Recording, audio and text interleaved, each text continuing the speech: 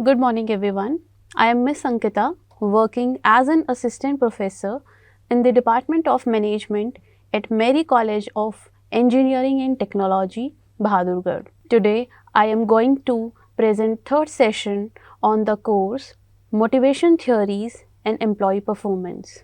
This course helps you understand how applying motivation theories and principles of organizational behavior can inspire employees to perform at their best, improve teamwork, communication, and job satisfaction, leading to greater productivity and organizational success. Now, let us begin with session 3 of the series. We have read about the two types of motivation theories. Number 1, content motivation theories, which consist of Maslow's need hierarchy, Alderfer's ERG theory, McClelland's achievement motivation or needs theory, and Herzberg's two-factor theory or motivation hygiene theory. Second type is process theories, which consist of Skinner's reinforcement theory, Victor Vroom's expectancy theory, Adams' equity theory, and Locke's goal setting theory. Today, we will cover two theories, Alderfer's ERG theory and Victor Vroom's expectancy theory. Let us now briefly discuss the ERG theory of motivation, developed by Clayton Paul Alderfer, an American psychologist known for his work in organizational behavior. He introduced this theory as a refinement of the need hierarchy theory proposed by Abraham Maslow. Alderfer simplified Maslow's 5 levels of needs into 3 core categories: existence, relatedness, and growth. Existence needs refer to basic material and physiological requirements such as salary, job security, and safe working conditions. Relatedness needs focus on interpersonal relationships, recognition, and social interactions at the workplace. Growth needs relate to personal development, achievement, and the desire to realize one's full potential. Unlike Maslow, Alderfer suggested that human needs do not follow a strict hierarchy. Instead, multiple needs can operate at the same time. He also proposed that if higher level needs are not fulfilled, individuals may shift their focus back to lower level needs. This flexibility makes ERG theory more practical in understanding employee motivation in modern organizations. Now, I will briefly explain the first component of ERG theory, which is existence needs. Existence needs refer to the basic material and physiological requirements necessary for survival and security. These include essentials such as food, water, and shelter. In an organizational context, existence needs are reflected in salary and wages, safe working conditions, job security, and fringe benefits. Employees expect fair pay for their work, a safe and healthy work environment, and stability in their employment. These needs are fundamental because they are directly related to survival and financial security. If existence needs are not satisfied, employee motivation decreases significantly as individuals will focus more on securing their basic needs rather than improving performance or achieving higher level goals. Therefore, fulfilling existence needs is the foundation of employee motivation in any organization. Now, let us understand the second component of ERG theory, which is relatedness needs. Relatedness needs are social and interpersonal needs that focus on relationships and interactions with others. These include friendship in the workplace, respect from peers and supervisors, recognition for one's efforts, a sense of team belongingness, and effective communication and support. In an organizational context, employees feel motivated when they are appreciated for their work, when their ideas are valued, and when they share positive relationships with colleagues and managers. A supportive and respectful work environment strengthens emotional connection and commitment towards the organization. However, if employees feel isolated, ignored, or disrespected, their motivation declines, even if they are receiving a good salary. This shows that social connection and recognition are just as important as financial rewards in maintaining employee motivation. Now, let us discuss the third component of ERG theory, which is growth needs. Growth needs focus on personal development and self-fulfillment. These needs include career advancement, learning new skills, performing challenging tasks, expressing creativity, and achieving personal goals. They reflect an individual's desire to grow, improve, and reach their full potential. In an organizational context, employees feel motivated when they receive promotions, they are provided with training and development opportunities, and are given greater responsibility in their roles. Motivation also increases when their potential is recognized and appreciated by the organization. When growth needs are fulfilled, employees become more confident, innovative, and committed to their work. Therefore, supporting employee development is essential for long-term motivation and organizational success. Now, let us understand the features of this theory. The first feature is that it doesn't follow a strict hierarchy.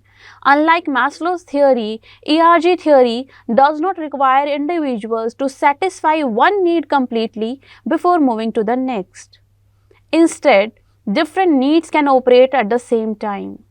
For example, an employee can aim for a better salary to satisfy existence needs, seek social recognition to fulfill relatedness needs, and work towards promotion for growth needs, all simultaneously. This flexibility makes ERG theory more realistic and practical in understanding human motivation. Now, let us take a look at another major feature of ERG theory, that is the frustration regression principle, which is considered the most important concept of this theory. It states that if higher level needs remain unfulfilled, individuals may regress to lower level needs. For example, if an employee is denied a promotion and their growth need is blocked, they may start demanding a higher salary to satisfy existence needs, or they may focus on friendships and social connections to fulfill relatedness needs. This flexibility and realistic explanation of human behavior make ERG theory more practical and realistic compared to Maslow's theory. Let us understand important advantages and disadvantages of this theory. It is more practical and realistic compared to other need theories because it allows multiple needs to operate at the same time. It clearly explains the frustration regression principle and is highly applicable in workplace settings, helping managers understand employee motivation more effectively. However, it also has some limitations. It is difficult to measure the exact level of an individual's needs. It is not universally applicable to all people, all cultures, and some empirical research provides mixed evidence. Now, let us see the practical application of ERG theory for managers. According to this theory, managers should adopt a balanced approach to motivation. They must provide fair salary and job security to satisfy existence needs. They should encourage teamwork, healthy communication, and mutual respect to fulfill relatedness needs. At the same time, they must offer growth opportunities such as promotions, training, and additional responsibilities to address growth needs. When all three needs are properly managed, employee motivation and productivity increase significantly. In conclusion, ERG theory provides a practical and flexible framework for understanding employee motivation. By condensing human needs into existence, relatedness, and growth, Clayton Alderfer made motivation theory more applicable to organizational settings. The key takeaway is that human needs are dynamic. When higher level needs are blocked, individuals may shift their focus to lower level needs. Therefore, effective management requires addressing all three levels together. Now, let us look at the second type of motivation theories, that is, process theories. These theories explain how motivation actually occurs. They focus on the cognitive processes, perceptions, expectations, and decision making patterns that influence how individuals choose their behavior at work. Unlike content theories, which explain what motivates people, process theories explain how people evaluate effort and rewards, how they perceive fairness, how goals influence performance, and how consequences shape behavior. In simple words, motivation is not automatic. It is the result of thinking, comparing options, and evaluating outcomes before taking action. Let's start with first process theory, that is expectancy theory by Victor Vroom. It was developed by Victor Harold Vroom in 1964. It is considered one of the most important process theories of motivation in organizational behavior. This theory focuses on how individuals make decisions about putting effort into their work. According to Vroom, motivation is based on three key beliefs. First, employees must believe that their effort will lead to good performance. Second, they must believe that good performance will lead to rewards. Third, they must value those rewards. If any one of these links is weak, motivation will decrease. Therefore, expectancy theory explains that motivation depends on perception and expectation rather than just needs. Employees think, evaluate outcomes, and then decide how much effort to apply. This makes the theory highly practical for understanding workplace behavior. Now, let us look at the first core component of expectancy theory, which is expectancy, meaning the relationship between effort and performance. Expectancy refers to the belief that putting in more effort will lead to better performance. In simple words, the employee asks, if I work hard, will I be able to perform well?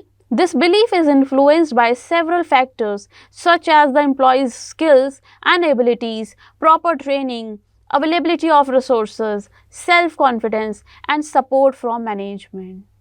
When employees feel capable and supported, their expectancy level is high and they are more motivated to put in effort. However, if an employee lacks training or resources, they may believe that no matter how hard they work, their performance will not improve. In such cases, motivation decreases. Therefore, managers must ensure that employees have the right tools, guidance, and confidence to perform effectively.